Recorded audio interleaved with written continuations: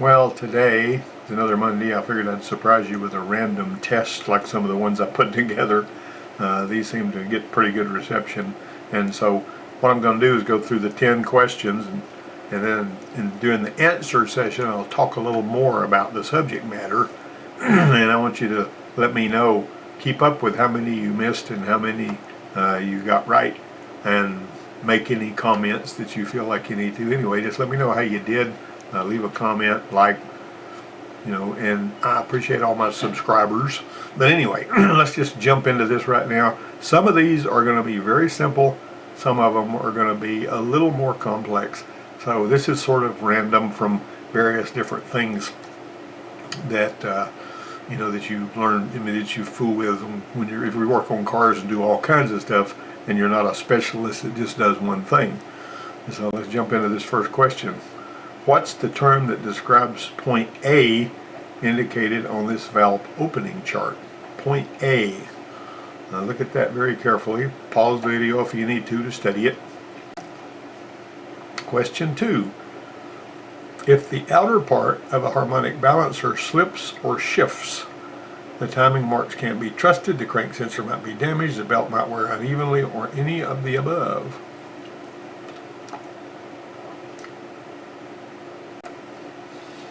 Question 3. Induction backfire can be caused by all of these except A. Crossed plug wires, B. a stuck open EGR valve, C. a lean misfiring cylinder, or D. misaligned cam timing.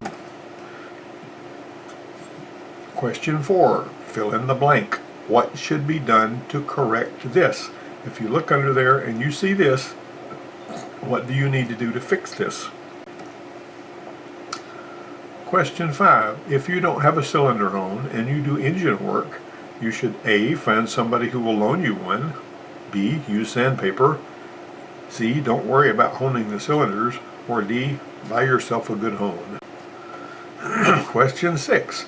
On an inline 4-cylinder engine, you can find number 4 TDC exhaust stroke by A. lining up the timing marks, B. finding TDC compression on number 2, C. finding valve overlap on number 1, or D. none of the above. Now listen to this.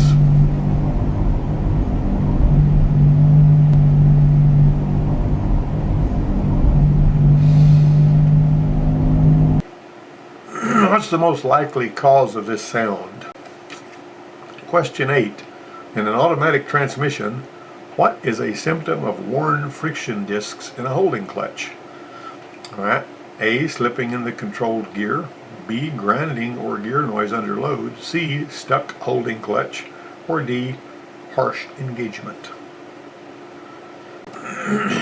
Question 9. A stall speed test on an E250 HD produces a result of 1850 RPM in drive with the brakes locked at wide open throttle. The engine performs normally during a test drive and there are no DTCs stored. Is the fluid level low? Do we have stator clutch failure? We got a skewed crank sensor? Or do we have high line pressure? Questions 10. A non-starting 1.6 liter 4-cylinder Honda CRX engine has 0 compression on cylinder number 4. The engine spins and sounds normal. A cylinder leakage test is done on cylinder 4 and there is no cylinder leakage at all. Even though there's no compression, there's also no cylinder leakage. How is this possible? Alright, let's get into the answers now. Alright, the term that describes point A indicated on the valve opening chart is overlap. Now I tried to use this very good animation to illustrate this. If you watch closely, you can see right here that valve is open and that one begins to open before that one's closed. Alright, now what I'm saying here is, hold on here, let me get my mouse where it'll work. What I'm saying here is, right here, you notice that there's air starting to come in and there's exhaust still going out.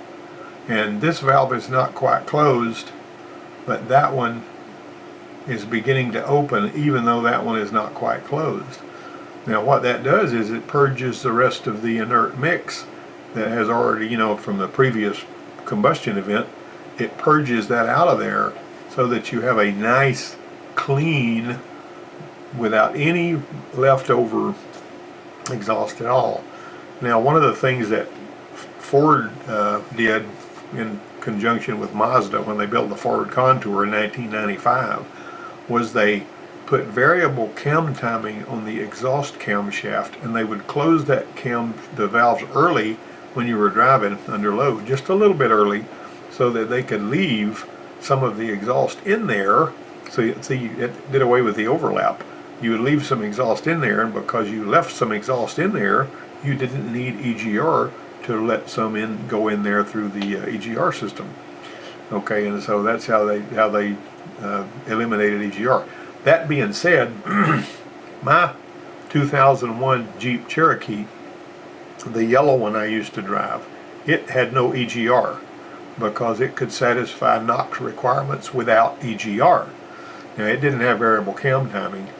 Some of the 2.9 liter engines in Bronco 2s and Rangers did not have EGR. It had a place for it, but from the factory it came with a plate over the spot where the EGR was, because in those days they could satisfy emission requirements for oxides of nitrogen without using EGR.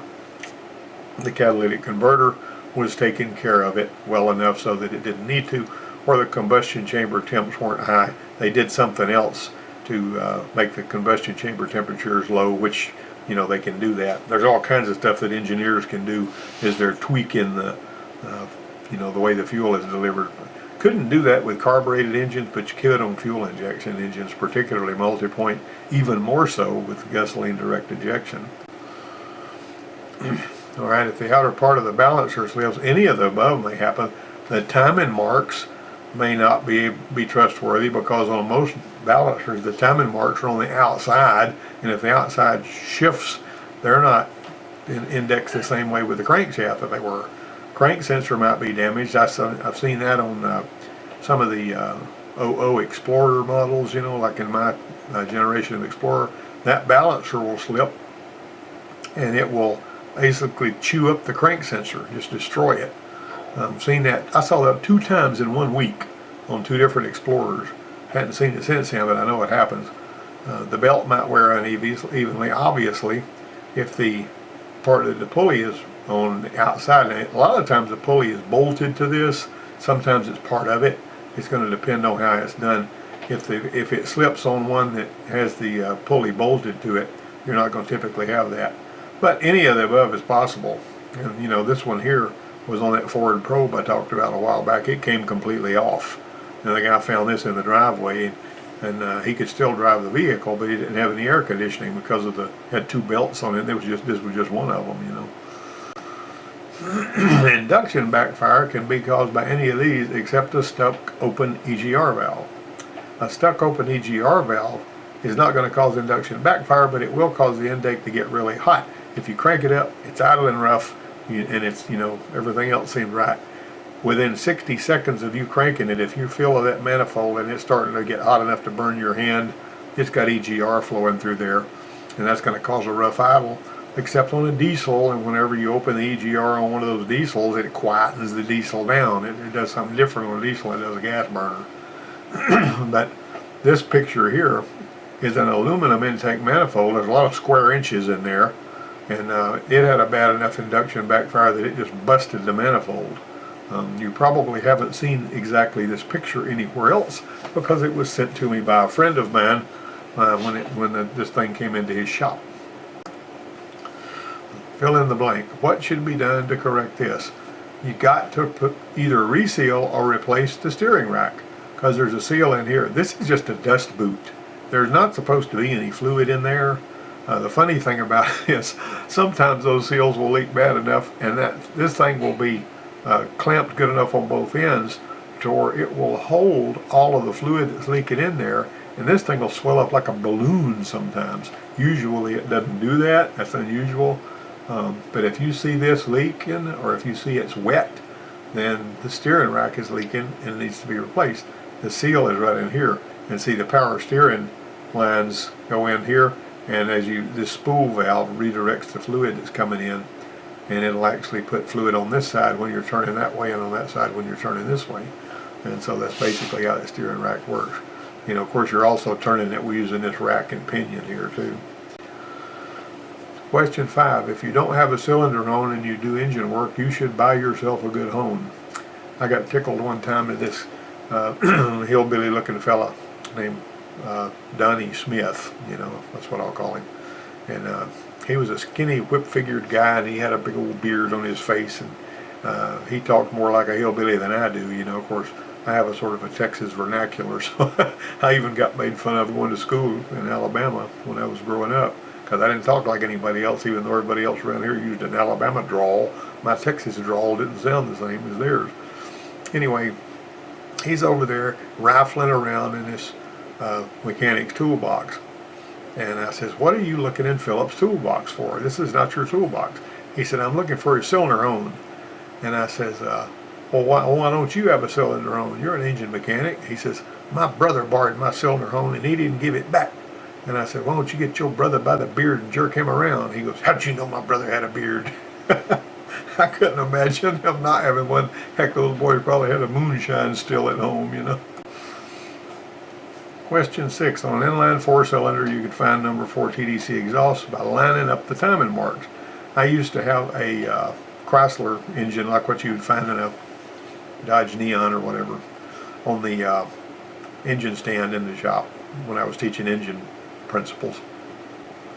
And as a little exercise, I would tell somebody, I says, what you need to do is you need to line this thing up so that number 4 is on top dead center exhaust. And so they would bar the engine over looking at the valves, because the valve cover and the pan were off of it, and they would look and work and work and look and strain and turn that thing, and they would watch the valves and they would figure out when number 4 was at top dead center exhaust, and they would get it right, because they were trying to find overlap on number 4. And I would say, they'd say, how did I do? They'd be huffing and puffing. I say, you made a C. I said, what? I said, yeah, all you had to do was find top dead center on number 1, and you do that by lining up the timing marks. And they could see the timing mark on the cam gear and the crank gear. If you line the timing marks up, you're on top dead center number 1 on this engine. And they knew that, but they didn't apply it, and they worked too hard. Sometimes you can actually do really good work without working nearly as hard, All right, listen to this again.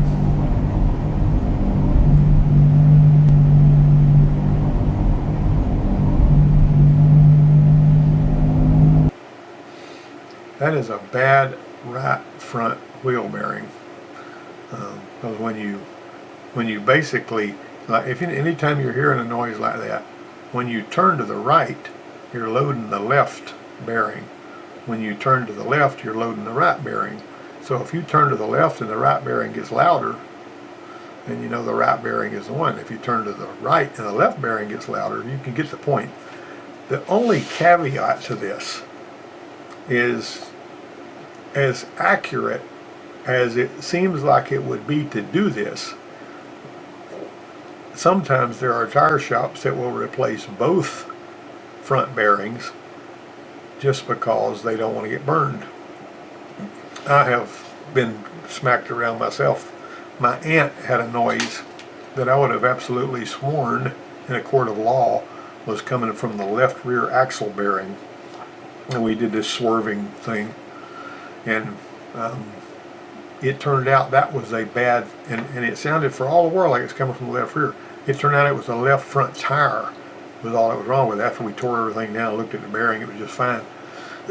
But another thing is, you can actually swerve back and forth and think you've pinpointed the side that's bad and still have issues with the other side. So if you run into a situation like this and you're working for a customer and not yourself, the smartest thing to do is replace both of the front bearings as a pair, as much work as that might be.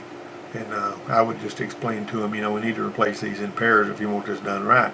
Now, if you say it's going to be the left front one, and then you find out that the right front one was making some noise too, and it telegraphed and you got confused, it makes you look like you didn't know what you were doing because you pinpointed the left front one, and now you also need to replace the right front one. They're going to have the idea that you're shooting and missing.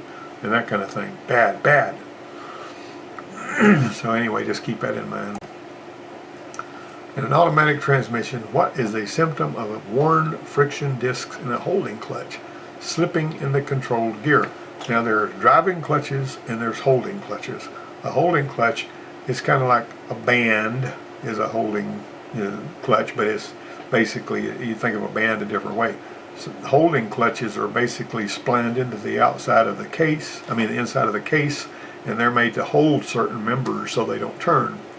Driving clutches are in the drums, and they're made to apply so that you're driving different parts of the planetary. So the point of the matter is, if you're slipping in the controlled gear, and it's because if you got worn friction discs in the holding clutch, you're going to slip in the controlled gear. You won't hear grinding or gear noise under load typically, or stuck holding clutch, Now, the one-way clutches, these sprags, that's a different deal. Those don't have lining anyway, so that wouldn't apply to this. Harsh engagement you would have if the pressure was high.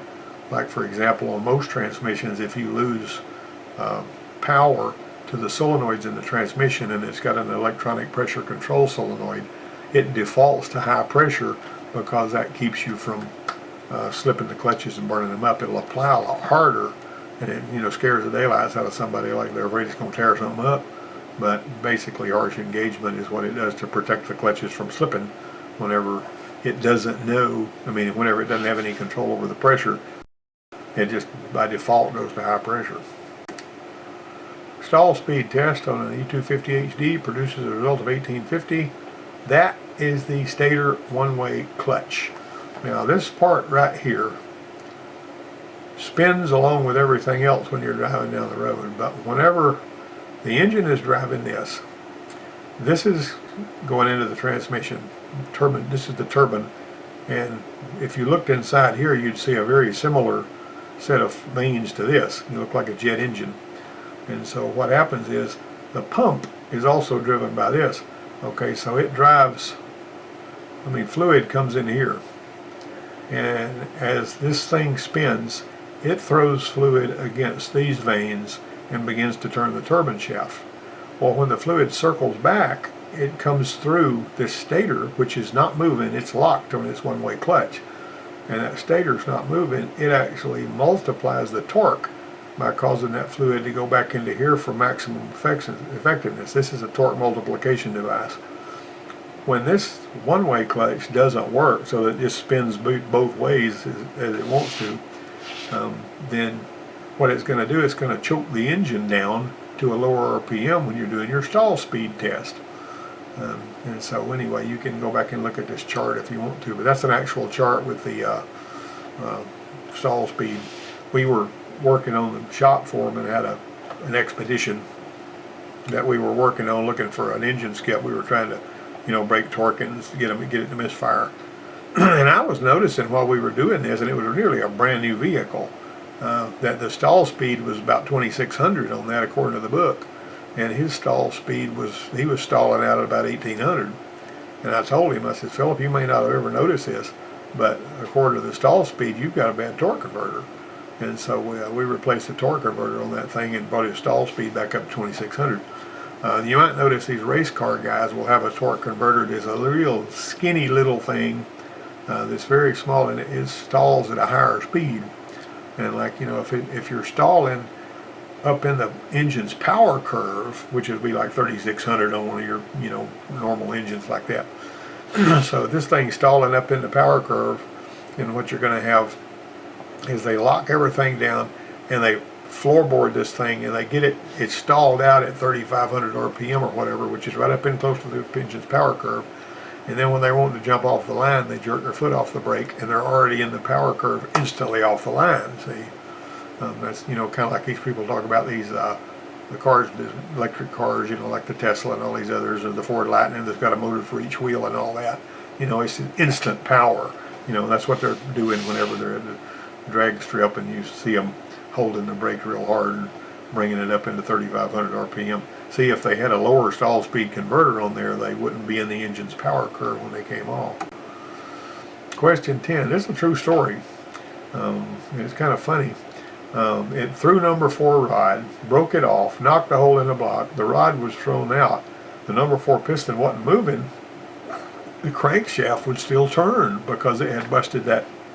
It was spinning so fast, I guess, when it busted that rod off and knocked the whole block and threw it out of there. When you could spin this thing over, it sounded normal, whoa, whoa, whoa, whoa, whoa, whoa, but it had no compression on cylinder 4 and no cylinder leakage. And this was the reason for it. See, this was busted off, and this piston was kind of busted off at the skirt, so that this was able to spin freely. But the piston still had good rings.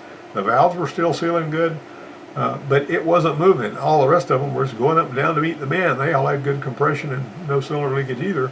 But this one here just sitting still. When we first checked that, I was just totally mind-boggled that was even possible. And in my mind, I couldn't figure out what was going on. What are the chances of it throwing a rod and then breaking the rod off, knocking a hole in the block, throwing enough of the rod out so the engine could still spin freely and sound normal while the piston was just sitting there? You know, that's not normal, but it happened in this one. Anything's possible, I guess. Well, I appreciate you guys watching and listening and taking the test, and I hope that somebody will give me some feedback on this. Tell me if it helps you, if you found it entertaining or interesting, and or if you learned anything you didn't know. And if you know something that I don't know, let me know and we'll talk about it. Until next time, I'll see you.